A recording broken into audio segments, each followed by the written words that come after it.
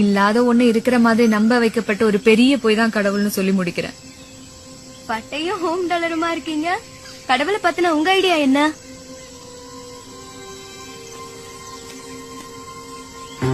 கடவுள் பத்தி ஒவ்வொருத்தருக்கும் ஒவ்வொரு புரிதல் இருக்கும். என்னோட புரிதல்ல இருந்து வேணா ஒண்ணு சொல்றேன், உங்களுக்கு புரியுதான்னு பாருங்க.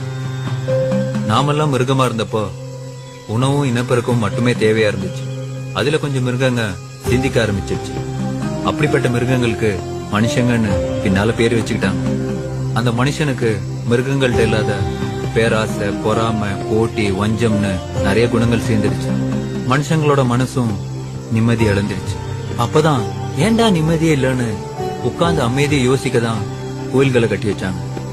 உட்கார்ந்து ஒழுக்கமா யோசிச்சவங்க நிம்மதியை கெடுத்த தேவையில்லாத குணங்களை உதுத்து விட்டுட்டு கடவுள் நிலையை அடைஞ்சாங்க. அந்த கடவுள் நிலையை அடைஞ்சவங்க கொடுத்துட்டு போன